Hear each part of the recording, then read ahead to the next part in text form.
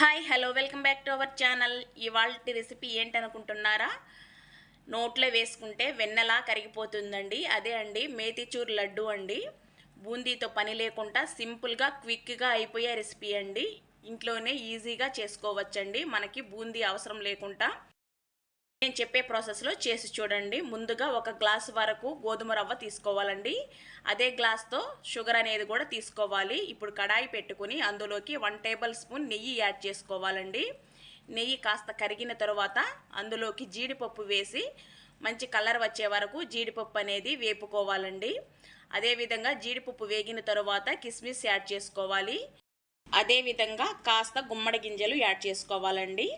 ఇప్పుడు మొత్తం దూరగా వేయించుకున్న తర్వాత ఇందులోకి గోధుమ రవ్వ యాడ్ చేసుకొని మంచి కలర్ వచ్చే వరకు ఈ నేతిలోనే వేపుకోవాలండి. చూడండి, ఈ విధంగా మంచి కలర్ అనేది రావాలండి.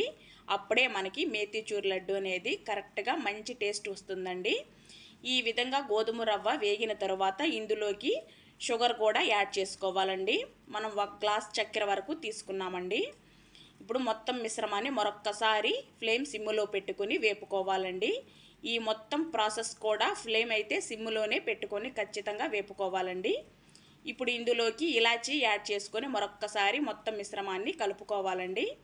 ఈ విధంగా వేగిన తరువాత వేడి నీళ్లు యాడ్ చేసుకోవాలండి. 1 గ్లాస్ గోధుమ రవ్వకి 3 గ్లాసుల వేడి నీళ్లు యాడ్ చేసుకోవాలండి. ఇప్పుడు మొత్తం ఒక్కసారి బాగా కలుపుకొని ఇందులోకి ఫుడ్ కలర్ అనేది యాడ్ చేసుకోవాలండి. మనకి ఫుడ్ కలర్ వద్దు అనుకుంటే స్కిప్ చేయొచ్చండి. కానీ మేతిచూర్ లడ్డూకి మనము ఫుడ్ కలర్ యాడ్ చేస్తేనే మంచి కలర్ వస్తుందండి. చూడండి, చక్కగా కరెక్ట్గా లెవెల్గా ఉడికిపోయిందండి. ఈ విధంగా ఉడికించుకోవాలి. మరొక్కసారి అడుగు మాడకుండా కలుపుకొని మూత పెట్టేసి ఉడికించుకుంటే మనకి ఈ విధంగా వస్తే సరిపోతుందండి. ఇప్పుడు చివరగా 2 టేబుల్ స్పూన్ నెయ్యి అనేది యాడ్ చేసుకొని మరొక్కసారి మొత్తం మిశ్రమాన్ని కలుపుకోవాలండి. ఇప్పుడు మూత పెట్టేసి గోరువెచ్చగా వచ్చే వరకు చల్లార్చుకోవాలండి. చూడండి, ఈ కన్సిస్టెన్సీ వస్తే సరిపోతుందండి. ఇప్పుడు చేతికి కాస్త నెయ్యి రాసుకొని లడ్డు చుట్టేసుకోవటమే అండి. ఎంతో చక్కగా క్విక్గా ఇంట్లోనే ఈ విధంగా ప్రిపేర్ చేసుకోవచ్చండి. పిల్లలు అడిగినప్పుడు ఈ విధంగా చేసి పెట్టండి. చాలా టేస్టీగా ఉంటాయండి. మనకి బూందీ లడ్డు ఎలా ఉంటుందో అలానే ఉంటుందండి.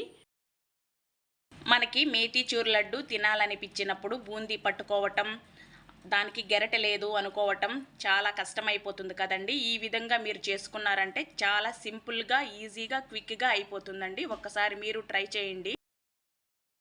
నా రెసిపీ నచ్చితే తప్పకుండా ఛానల్ని సబ్స్క్రైబ్ చేయండి, లైక్ చేయండి, షేర్ చేయండి. Thank you for watching friends.